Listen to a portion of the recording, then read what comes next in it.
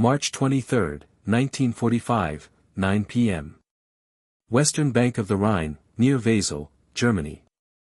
Obergefreiter Wilhelm Steinberg's binoculars trembled just a little, only he could feel it. His gloves were cracked from the winter cold, giving away the nerves he was trying so hard to hide. At 32, he'd survived Stalingrad and Normandy. He'd learned to trust two things, his rifle, and the German army's playbook. He scribbled in his field notebook, its cover worn thin, pages smudged with mud and coffee, words that Allied troops would later find in a captured German HQ trunk. Words that showed just how wrong confidence could be. The air smelled like wet dirt and gunpowder. Upstream, a warehouse burned red, stretching shadows across the choppy river. His squad huddled in a concrete bunker dug into the bank, whispering. Most were boys, 16, 17 years old, drafted into the Volkssturm after their schools got bombed. Steinberg had 3 weeks to turn them into soldiers. It wasn't nearly enough. But the Rhine, he told them, would be enough. The Americans are right there, on our sacred river. But they can't cross it. No army, none, has ever forced the Rhine against German resistance without bridges. As dusk settled, he'd just seen what backed up 3 years of German military doctrine. Artillery flashes lit up the western bank, thousands of guns roaring so loud the bunker walls shook. This was how every river attack worked, right? First, you blast the defenses. Then engineers creep out to lay pontoon bridges, slow and easy to pick off. And the weak spots, narrow stretches, sandbars, his unit's 88mm guns could turn those into graveyards. Steinberg had sighted the guns himself that afternoon, locking onto a gentle bend in the river. When they come, they'll come here, he told the gun crew, 2 18-year-olds named Klaus and Dieter. Don't waste a round. Wait till you see their faces. Behind him, a radio crackled with updates from nearby units, all artillery, no troops. Everything was going to plan. For Steinberg, who'd watched the Wehrmacht collapse in France and run from Russia, this familiarity felt like a lifeline. The Rhine wasn't France. It wasn't Russia. It would hold. In Germany, the Rhine wasn't just water. It was a myth, woven into the country's soul like thread in a flag. For 2,000 years, it had guarded the fatherland, Roman legions turned back here, Napoleon's army struggled to cross before getting crushed. Even now, with the Reich falling apart, Soviet tanks 60 miles from Berlin, Allied bombers turning Cologne to rubble, military engineers swore it was unbeatable. 1,300 feet wide near Wesel, current strong enough to sweep a man away, water so cold it numbed limbs in minutes. No army could cross that without weeks of work, they said. Steinberg had heard the lectures in Cologne, seen the maps with red, impassable lines. He snapped his notebook shut, sharp, loud in the quiet bunker. The boys looked up, eyes wide. They're not coming tonight, he said, steady. Get some sleep. Tomorrow, we make them pay. But deep down, a flicker of doubt niggled. He pushed it down hard. The Rhine had to hold. If it didn't, the war, and everything he'd fought for, was over. 2,000 yards away, on the western bank, 2,000 men from the 51st Highland Division's Black Watch got ready to hit the water. The Scottish soldiers tucked their kilts into their boots to keep dry, joking and smoking as they checked their gear, Lee Enfield rifles, Bren guns, Mills bombs. But under the banter, everyone was tight. A lot of them had fought at El Alamein and Normandy. They knew river crossings meant blood.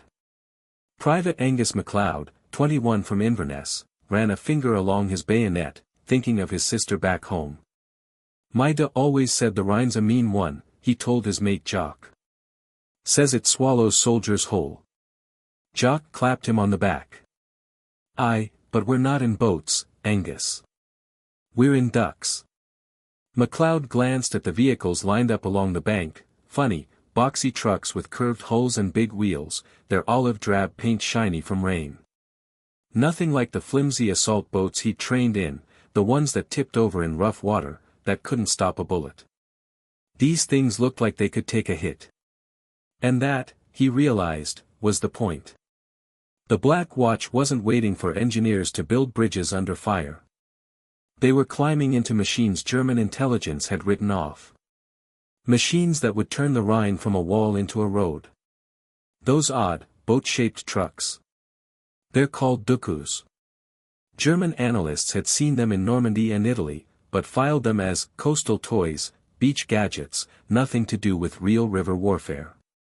But the math of the Rhine's defense was about to get blown apart. Not by bigger guns. Not by more men. But by American ingenuity, something the Germans never thought would show up at their last natural fortress. This wasn't just a military mistake. It was a failure of imagination. And it would turn Germany's uncrossable river into a highway for Allied tanks. The collapse started months earlier, in the quiet offices of German intelligence in Berlin. Officers pored over intercepted radio messages and aerial photos under flickering lights. Oberstleutnant Gunther Blumentritt, Chief of Staff to Field Marshal Gerd von Rundstedt, commander of the Wehrmacht in the West, later told Allied interrogators about the mistake that doomed the Rhine. Blumentritt, a career soldier with a scholar's calm, described a system stretched to the breaking point. Intelligence teams were short-handed, with good analysts sent to the Eastern Front to replace casualties, radio intercepts stacked up untranslated because there weren't enough codebreakers, reconnaissance planes flew with old cameras, missing key details. We were drinking from a fire hose, he said. And half the info we got, we tossed out because it didn't fit what we thought was true. The DUKW was one of those tossed-aside details. It popped up in reports from Sicily, Salerno, Normandy, but never set off alarms. To Blumentritt and his bosses, it was just another example of American excess, a gadget for beach parties, not battlefield wins. Intelligence from Sicily, Salerno, Normandy mentioned swimming trucks, Schwimmwagen. But our analysts lumped them with other American wastes, ice cream ships, Coca-Cola battalions. Things that wasted resources, not won wars. That's what Hedwig Friedrich Wenzel, an intelligence officer with the 15th Army, remembered later. He'd screamed about the danger, but no one listened. Major Hans Georg Model, son of Field Marshal Walter Model, served with the 1st Parachute Army. His diary, captured in April 1945, laid bare what Germans thought. We know how river crossings work. You blast the defenders. Send infantry over in boats. Grab a small bridgehead. Build bridges. Reinforce slow. Every step gives us time to hit back. They never guessed the Allies would tear up the script. German intelligence files tell a story of choosing not to see, layered with red tape and arrogance. Wenzel was one of the few who got it. He'd been an automotive engineer before the war. After capturing a DUKW in Normandy, he measured its hull, took apart its propeller, calculated how much it could carry. In January 1945, he wrote a 12-page report warning, this vehicle can be used in large numbers for river crossings. It turns water obstacles into nothing more than a bump in the road. His report vanished. His boss, General Walter Botch, scrawled in the margin, beach toys. No threat to the Rhine. A week later, Wenzel got shipped to Poland. In the 6 months before March 1945, he mentioned the DUKW 3 times in official reports. Each time, he was told it didn't matter for river warfare.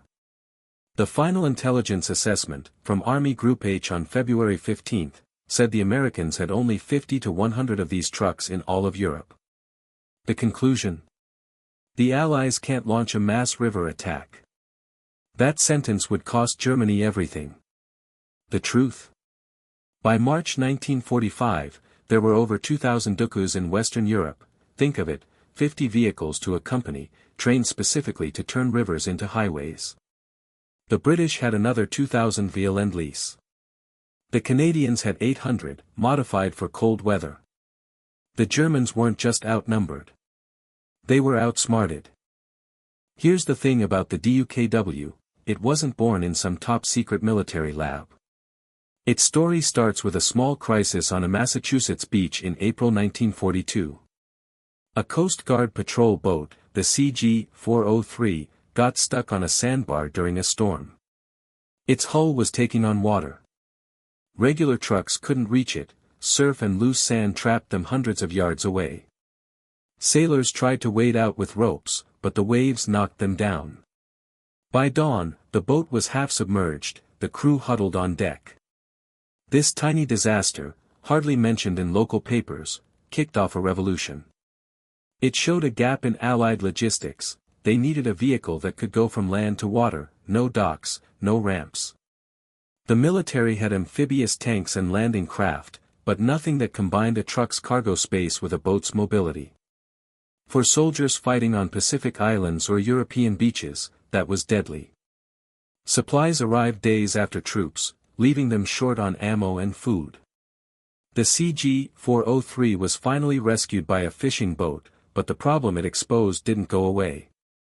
Someone needed to build a swimming truck. Palmer Putnam, a scientist with the Office of Scientific Research and Development, teamed up with yacht designer Rod Stevens Jr. and engineer Dennis Piston. Their goal? A truck that could drive into water, then drive back out, no delays, no special gear. Ford, America's biggest truck maker, called the idea impossible. Their engineers said a vehicle built for both land and water would fail at both. But General Motors saw a chance. GM's GMC division already built heavy-duty trucks for the military. Their plant in Pontiac, Michigan, was churning out thousands of 2.5-ton CCKW trucks. On April 23, 1942, GMC's president, Charles Wilson, told his engineers, build a swimming truck. And build it fast. Piston's team worked around the clock, 12-hour shifts, 7 days a week, with cots in the factory so they could sleep between design sessions. They had endless problems: how to make the hull waterproof without weighing it down, how to link the engine to both wheels and a propeller, how to keep it steady in rough water. Piston cracked it in late May, used the existing CCKW truck chassis as a base, then wrap it in a light aluminum hull designed by Stevens. The propeller, borrowed from a small boat, connected to the truck's transmission with a simple gear system. On June 2, just 38 days after the project started, the first prototype rolled out of the factory. It drove off the assembly line, into a nearby lake, and back onto land. Perfect. Wilson watched, then turned to his team, we're in the duck business. The name DUKW came from GMC's code, D for 1942, the design year, U for utility, K for all-wheel drive, W for dual rear axles. But the troops had a simpler name, Duck. It was ugly, boxy, not flashy, but it was brilliant. Its secret? It was built for real life. Unlike German military vehicles, which chased precision and complexity, the DUKW was simple, reliable, and easy to fix. It used the same chassis, engine, and transmission as the standard GMC CCKW truck, parts every Allied mechanic knew how to repair. An 1/8-inch aluminum hull kept it afloat. Bilge pumps, one electric, one manual, handled leaks from bullets or rough water. GMC engineer Frank Spear invented the first central tire inflation system for it. Drivers could adjust tire pressure from the cab, lower for sand or mud, higher for highways. A 25-inch bronze propeller pushed it through water at 5.5 knots, fast enough to outrun most small boats. The steering wheel controlled front wheels on land and a rear rudder in water. A soldier who could drive a truck could master the DUKW in a day. Even the paint was practical, olive drab with an additive to stop river water from rusting it. The DUKW wasn't perfect. It was slow on land, max 40 miles per hour, overheated in hot weather, and unstable in high winds. But it did one thing no vehicle had done before: it turned water into a road. Major General Jacob Devers saw the first demo and said, "Build 2000. Now." By the end of the war, GMC had made 21,147 DUKWs, 525 a month at peak. Each cost $10,750, about 7 jeeps. But as history would show, they were worth every penny. By March 1945, Germany's Rhine defenses looked unbeatable on paper. Field Marshal Albert Kesselring, who took over the West in March, called them the Reich's last line. Since September 1944, 200,000 conscripted civilians, women, teens, old men, had worked to strengthen the West Wall. They built 3,000 concrete bunkers, each with 3-foot thick walls and gun ports facing the river. They dug miles of trenches and anti-tank ditches, laid 1.5 million landmines, and strung 10-foot-high barbed wire. Every bridge across the Rhine, from Rotterdam to Basel, was blown up, twisted steel hanging over the water like broken bones. Artillery positions, hidden in forests and hills, had every possible crossing point mapped. Their crews knew the exact coordinates of every bend, every sandbar. They were ready to pour fire the second the Allies showed up. German propaganda posters showed the Rhine as a roaring giant, swallowing soldiers. "The Rhine will stop them," the posters screamed. "Germany will stand." To the world, it looked like a wall no one could climb. But looks, the Wehrmacht would soon learn, lie. The Wehrmacht's best troops, Field Marshal Alfred Schlemm's 1st Parachute Army, once fearsome fighters, had been torn apart in the Reichswald forest battles just weeks before. In 10 days, they lost 90,000 men. The replacements came from the Volkssturm, old men and boys, and replacement battalions, of barely trained soldiers, many still hurt from previous fights. Steinberg's squad was typical: 2 veterans, himself and 45-year-old Erich, a World War I vet, and 8 boys 16 to 18. None had fired an 88mm gun before. Steinberg spent 3 days teaching them to load, aim, fire. Their weapons were a mess. Some had German K98KS, others captured Soviet Mosins or American M1 Garands. Only Steinberg and Erich had steel helmets, the boys wore cloth caps. Rations were scarce, 2 slices of black bread and a cup of thin soup a day. Morale was low, even with Steinberg's pep talks. "My mom thinks I'm working in a factory back home," 16-year-old Klaus mumbled one night, huddled against the bunker wall. "I can't bring myself to tell her where I really am." The West Wall bunkers were just as bad. Poor ventilation made them sweltering, some gun ports faced the wrong way, and the concrete, mixed with sand to save materials, leaked when it rained, soaking blankets. That impregnable defense. It was held together by hope and posters. Feldwebel Otto Kraus, with the 181st Infantry Division, wrote to his wife on March 20, "The Americans are right across the river. We hear their trucks day and night. But the Rhine protects us. Even Napoleon couldn't cross against us. All bridges are gone. Our artillery has every spot targeted. They'll bleed before they get here." After von Rundstedt got fired, Kesselring took over. His orders showed what Germans believed: the enemy will need 48 to 72 hours to set up a real bridgehead. That gives our mobile reserves time to counterattack. Those mobile reserves. The 47th Panzer Corps, 150 working tanks to cover 200 miles of front. 1 tank for every 1.3 miles. The Wehrmacht was an empty shell. But they still believed in the Rhine. They still believed in their playbook. On the Allied side, Lieutenant Colonel William Thompson, leading the 458th Amphibious Truck Company, watched his DUKWs get waterproofed. This isn't Normandy. No tides, no beach obstacles. Just current, landing spots, and not getting hit by our own guns. His men had practiced on the Maas River for 2 weeks, learning to read currents like sailors. Each DUKW was loaded just right, 12 fully armed soldiers, plus a 2-man crew. Armor plating protected the driver and engine. A .50 caliber machine gun sat on a ring mount. Bilge pumps could handle small arms fire, keep the truck afloat even if the hull got punctured. Captain James Mitchell, with the 819th Amphibious Truck Company, remembered the final briefing: they told us we were doing something no one had ever done. Use DUKWs as the main attack force. Not support. Not supply. The spearhead. Each DUK would carry a rifle squad, cross the Rhine, drive up the eastern bank, and drop troops straight into the fight. The British brought their own firepower, 600 LVT-4 Buffalo amphibious tractors, each carrying 30 men. Together, they made the biggest amphibious river crossing force in military history. But it was the DUKW, gliding from water to land without a hitch, that would shatter the German illusion. At 5 p.m. on March 23, the sky exploded. Over 4,000 Allied guns, British 25-pounders, American 240mm howitzers, unleashed a 4-hour barrage. Military historians later called it the greatest artillery concentration of the war.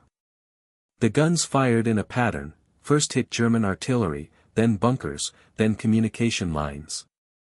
The air felt solid with steel. The ground shook like an earthquake, sending dirt and concrete dust flying. For Steinberg and his squad in their Wesel bunker, it was hell. The walls vibrated so hard tools fell off shelves. Dust filled their lungs, making them cough. The noise was deafening, they had to shout to hear each other. A direct hit on a nearby bunker sent concrete shrapnel through their gun port, wounding 17-year-old Dieter in the shoulder. Steinberg bandaged him with a dirty handkerchief, his hands still shaking from the blast. "It'll pass," he lied. This wasn't just firepower, it was mind games. The Allies wanted the Germans to think the main attack would be by boat, that the artillery was softening them up for a classic crossing. They wanted Germans staring at the riverbanks, waiting for pontoons. They wanted them looking the wrong way. And for Steinberg and thousands of others, it worked. As the guns kept firing, he told his men to man the 88s, eyes locked on the river, waiting for boats that would never come. Gerhard Heinrich Müller, manning an observation post near Wesel, tried to count the muzzle flashes. I stopped at 500. It was a wall of fire, north to south as far as I could see. The noise wasn't just explosions, it was a constant roar that made it impossible to think. At 9 p.m., under cover of darkness and smoke, the first DUKWs rolled toward the water. The Black Watch climbed aboard, Scottish soldiers with kilts tucked in, faces blackened with camouflage, rifles ready, with American crews at the wheel. Sergeant Robert McPherson, 28, a farmer from Aberdeenshire who joined the Black Watch in 1939, wrote about it in his memoirs. "We rumbled down the muddy bank, the truck's tires splashing through puddles. Then suddenly, no more land. Just dark, cold water rushing past the hull. The American driver, a kid from Ohio named Jimmy, didn't even flinch. He kept his foot on the gas, the engine roaring, and we glided into the Rhine. It was surreal, like driving a truck across a lake. Engine noise, artillery blasts, German shells hitting the water around us, each splash doused us with cold river water. In the dark and smoke, we couldn't see a thing. We just held our rifles, gripped the seats, and prayed. Jimmy yelled over the racket, "Don't worry, boys, these ducks don't sink." I didn't believe him. Not then. But as we pushed through the current, the hull cutting through the water like a knife, I started to hope. The DUKWs moved in waves of 10, 50 yards apart, no lights on. The only glow came from the burning warehouse upstream and the occasional flash of a shell. The current was stronger than expected, 8 to 10 knots in the main channel.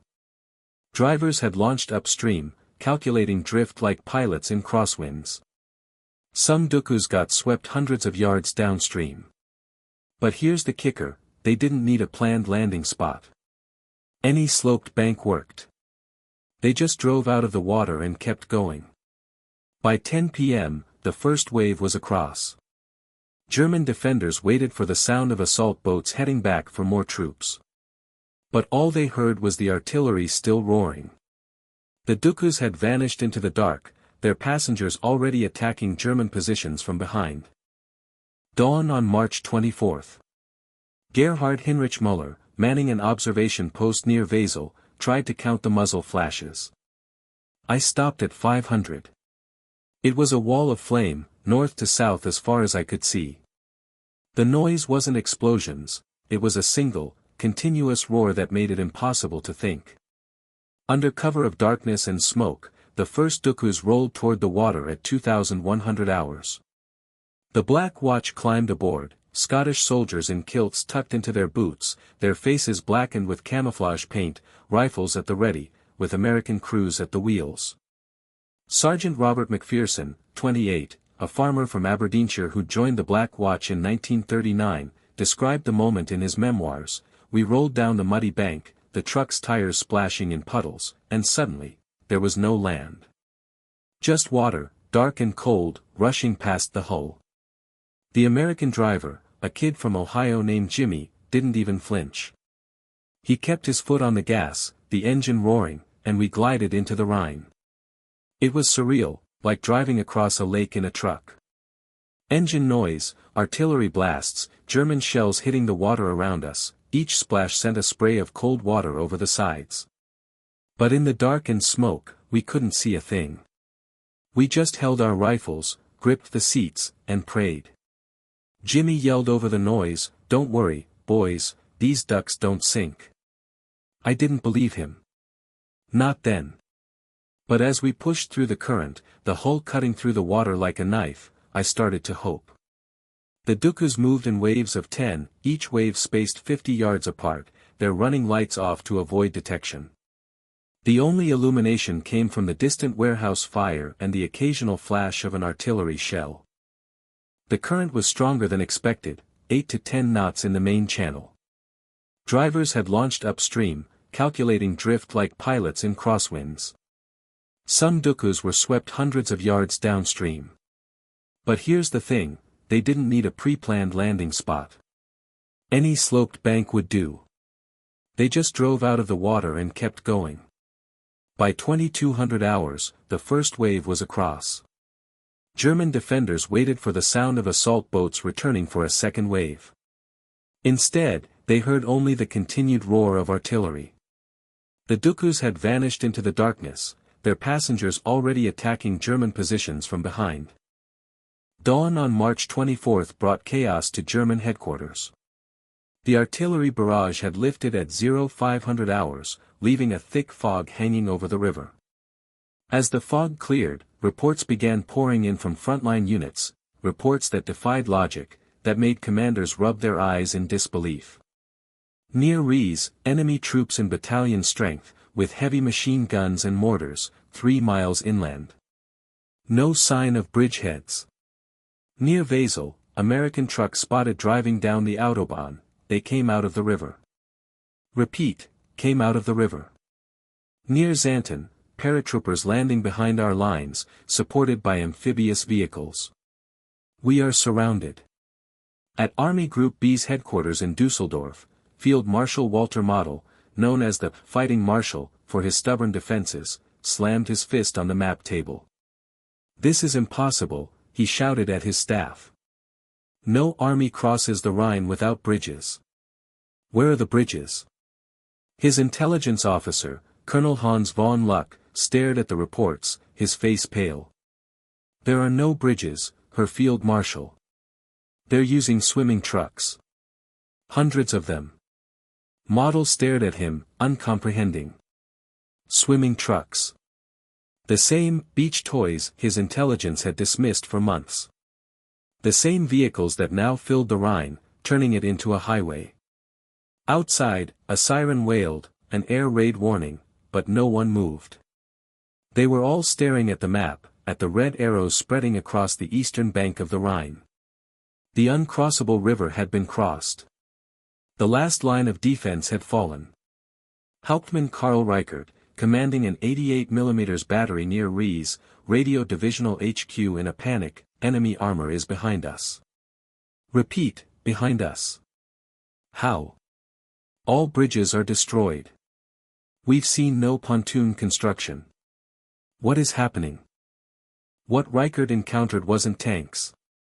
They were dukus carrying mortars, machine guns, anti-tank guns, driven straight from the Rhine to positions 3 miles inland.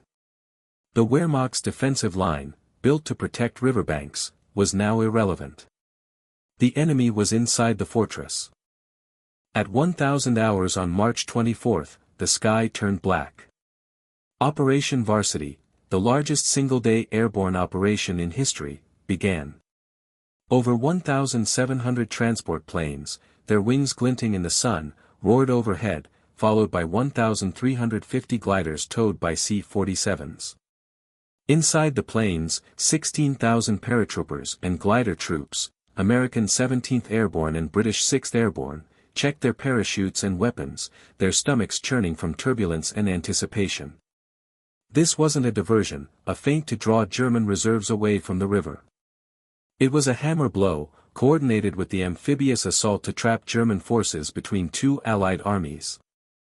Oberleutnant Franz Weber, 28, a veteran of the Eastern Front serving with the 84th Infantry Division, watched from a foxhole near Hamminkeln, his mouth hanging open. The sky was full of planes, he wrote in his diary. Hundreds of them, maybe thousands. Parachutes bloomed like black flowers, thousands of them, drifting down to the fields below. We thought this was the main attack, that the river crossings were just feints to keep us busy. We grabbed our rifles and ran to meet them, ready to fight off the paratroopers before they could organize. Then the radio crackled, enemy forces behind you. 3 kilometers west. They came from the river. I stopped dead. Behind us? How? All bridges are destroyed. We've seen no pontoons. Then a private yelled, pointing to the road, look. Trucks. I turned. There they were, big, boxy trucks, still dripping with water, driving down the road like they owned it. One of them stopped, and soldiers jumped out, American paratroopers, linking up with the ones who'd just landed. That's when I knew. We weren't fighting a river crossing. We were fighting an army that could ignore rivers. Oberleutnant Franz Weber, 84th Infantry Division, watched from a foxhole near Hamminkeln. The sky was full of planes. Parachutes bloomed like black flowers, thousands of them. We thought this was the main attack, that the river crossings were feints. Then we learned the Americans were already 10 kilometers behind us, with their swimming trucks. Previous airborne operations dropped troops far behind lines, forcing them to fight alone until ground forces linked up. Not Varsity. The U.S. 17th Airborne and British 6th Airborne landed just 6 miles from the Rhine, within artillery range of the crossings. And the DUKWs turned isolation into a thing of the past. Private First Class Donald Burgett, 17th Airborne, later wrote, "We were fighting for a crossroads when these weird truck boats drove up. No splashing, no getting stuck. They just came out of the woods like regular trucks, except we knew they'd just crossed the Rhine." The crew chief yelled, "Anybody need ammo?" We thought we were hallucinating.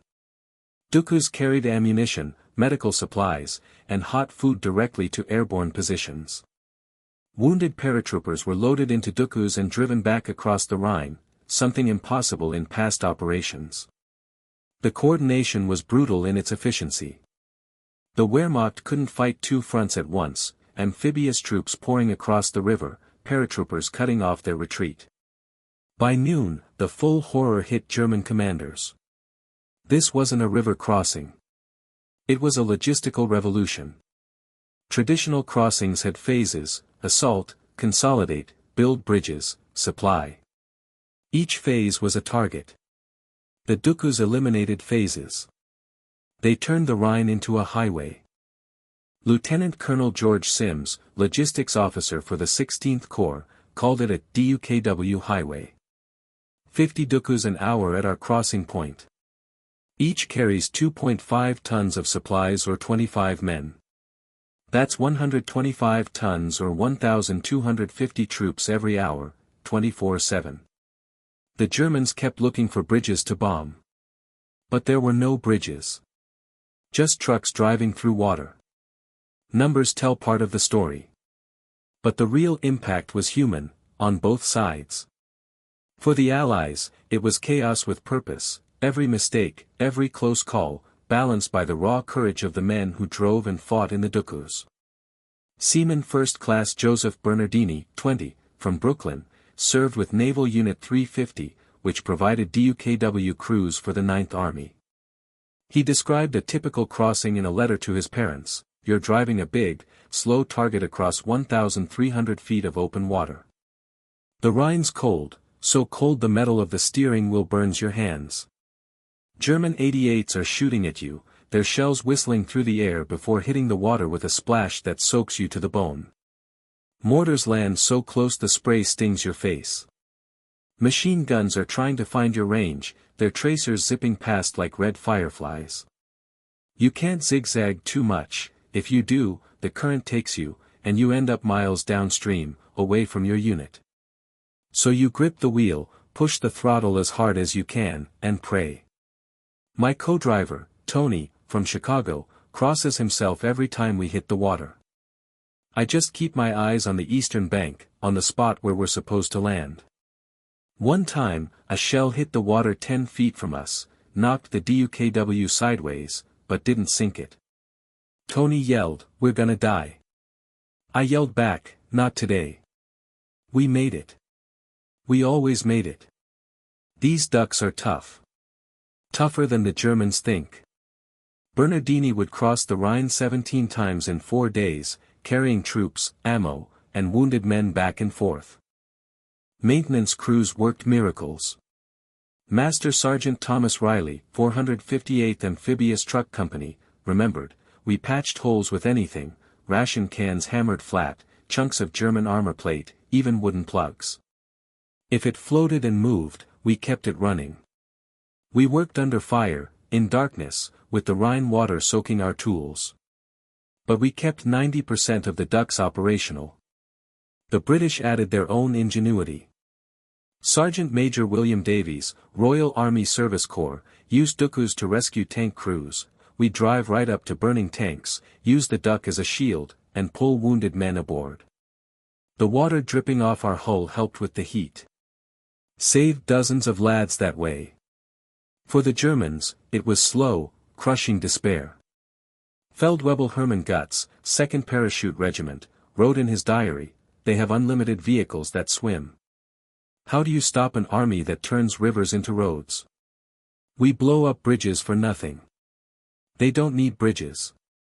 Oberstfreiter Paul Braun, captured on March 26, told interrogators, "We were told the Rhine would stop you for weeks. That your assault boats would be easy targets. Nobody told us about swimming trucks. Nobody warned us you could cross anywhere, anytime. We prepared for the wrong war." The psychological collapse was complete. On March 26, just 72 hours after the first DUKW entered the water, Joseph Goebbels wrote in his diary, "The situation in the West is impossible. The enemy has crossed the Rhine with a new amphibious vehicle we failed to anticipate. Our last natural barrier is gone. The war is lost." The Rhine crossing wasn't just a tactical victory. It was a victory of philosophy. American mass production versus German craftsmanship. Quantity versus perfection. The Germans had their own amphibious vehicle, the Landwasserschlepper, LWS, land.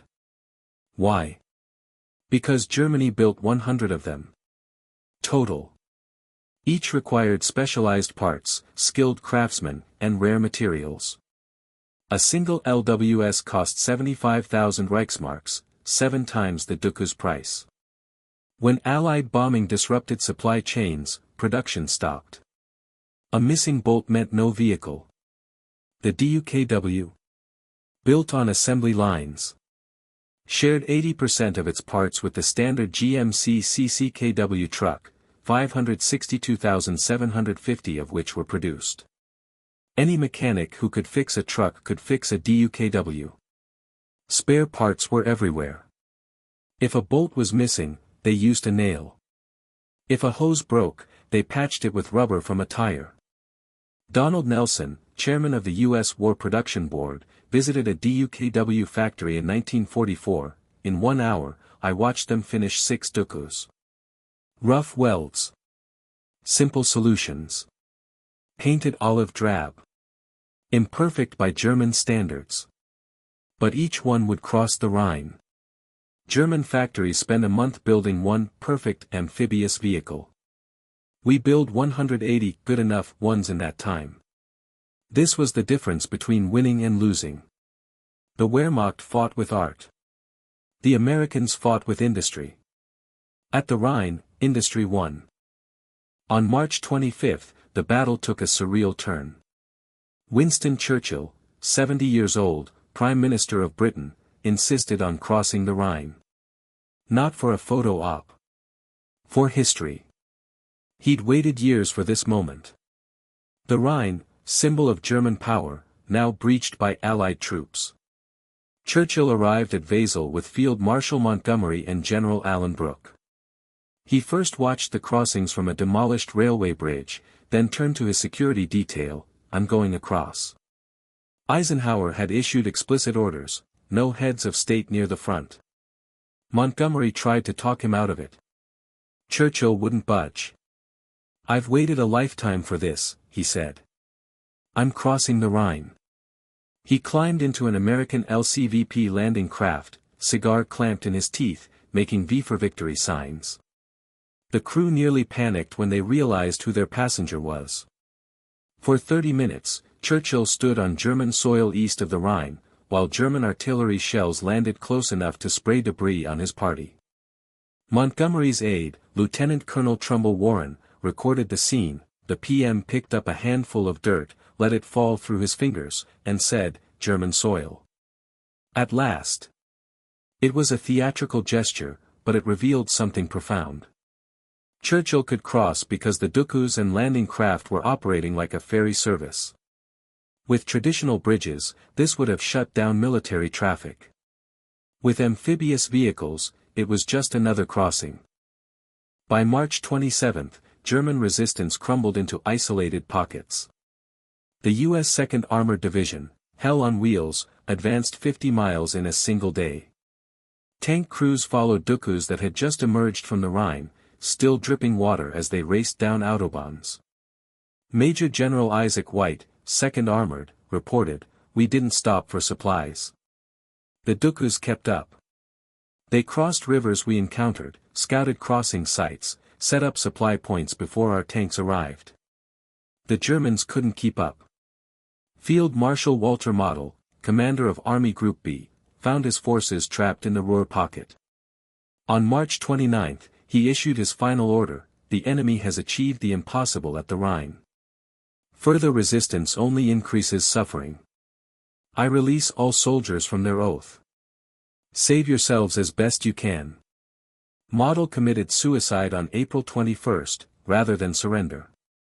Post-war analysis by the U.S. Strategic Bombing Survey concluded the Rhine crossing shortened the European war by 3 weeks.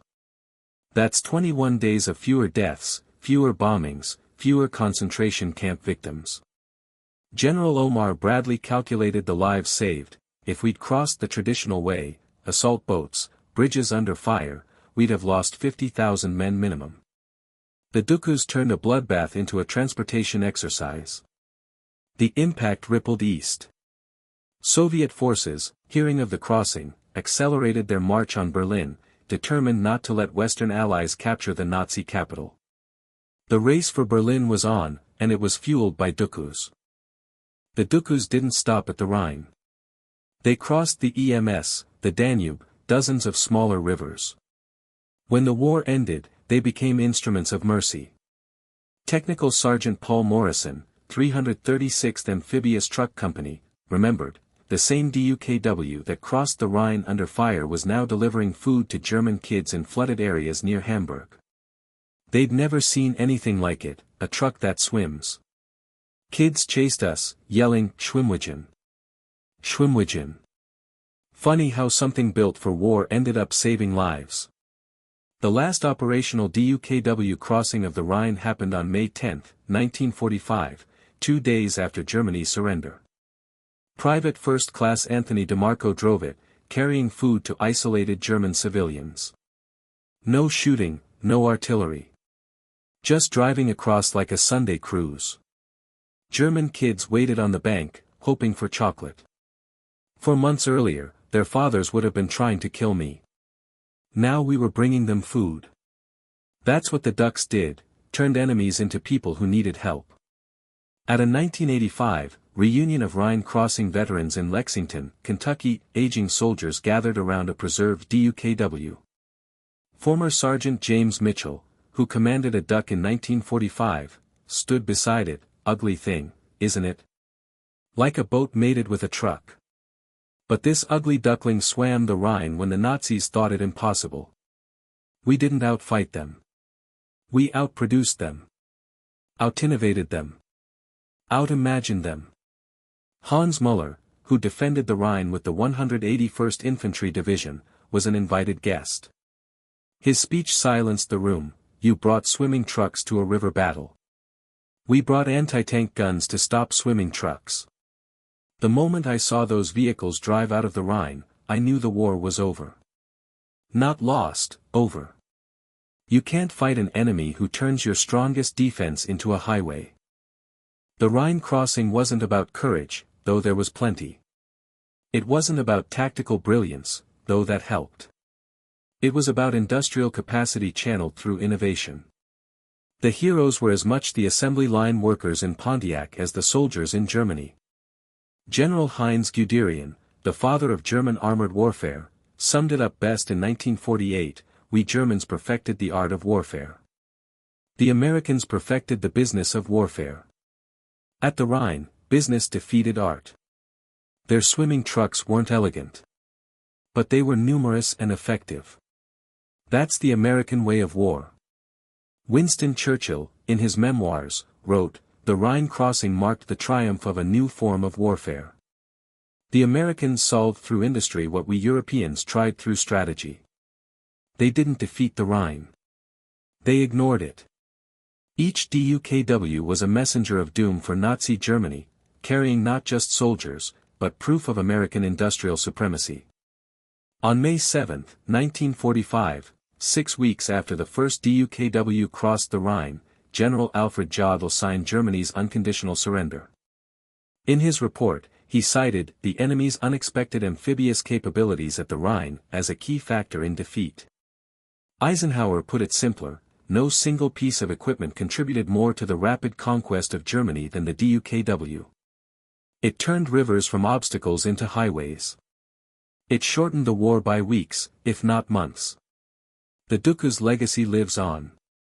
NATO's Cold War plans emphasized amphibious vehicles for crossing Eastern Europe's rivers. The Soviet Union built entire families of amphibious trucks, copying the American model. Modern militaries consider river crossing capability essential, not specialized. But the real legacy is philosophical. The Rhine crossing proved that in modern war, victory belongs not to the best soldiers, but to the best factories. It proved that perfection matters less than availability, sophistication less than reliability. The Germans were right, in a way. The Rhine couldn't be crossed against determined resistance using traditional methods. They just never imagined that American industry would make traditional methods obsolete. The DUKWs that swam the Rhine in March 1945 didn't just transport soldiers.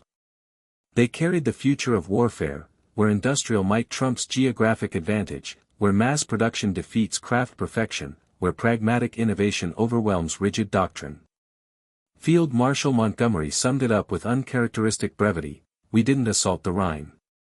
We commuted across it. That's the DUKW's true victory. Turning the impossible into routine. Turning a mythic river into a road. And turning the tide of World War II, one ugly duck at a time. The final numbers, March 23 to 31, 1945. Vehicles involved, 2,000 plus DUKWs, Allied. These were distributed across specialized U.S. Army amphibious truck companies, 50 vehicles per unit, and British/Canadian formations via Lend-Lease, forming a continuous, floating bridge, along the Rhine front. 600 British Buffalo LVT-4s, heavier than DUKWs, each could carry 30 fully armed troops or light artillery. Complementing DUKWs in rough water, 100 German LWS, Landwasserschlepper, only 30 to 40 were operational by March 1945, most stuck in Supply depots due to bombed rail lines, with no coordinated deployment plan. Transported, 15,000 plus troops, including frontline infantry from the U.S. 89th Infantry Division and British 51st Highland Division, as well as artillery and engineer teams critical for rapid consolidation, 1,200 vehicles, ranging from jeeps and half-tracks to anti-tank guns, enabling immediate mobile operations after crossing, 3,000 tons of supplies, primarily ammunition, rations, and medical kits, eliminating the beachhead starvation issue of past assaults, 2,000 wounded evacuated. Cutting evacuation time from 6+ hours, traditional methods, to under 90 minutes, drastically improving survival rates. Production, 21,147 DUKWs, US, built on GMC's existing truck assembly lines, with 80% shared parts with the CCKW 2.5-ton truck, allowing 525 units/month at peak, versus 100 LWS, Germany, each required custom machined components and skilled craftsmen. Production halting entirely in February 1945 after bombing of the Magdeburg factory that made its waterproof seals. Time saved, 3 weeks of war. German planners predicted a 2 to 3 week delay at the Rhine, which would have let them rebuild defenses in the Ruhr and link with Eastern Front reserves. The rapid crossing instead trapped 300,000 German troops in the Ruhr pocket, forcing their surrender by April 18. Lives prevented from being lost, 50,000 estimated Allied casualties, based on casualty rates from the 1944 Rapido River crossing, 1,600 U.S. dead in 3 days, and Normandy beach assaults. DUKWs avoided concentrated enemy fire by dispersing crossings, cutting per crossing casualties by 90% compared to assault boats.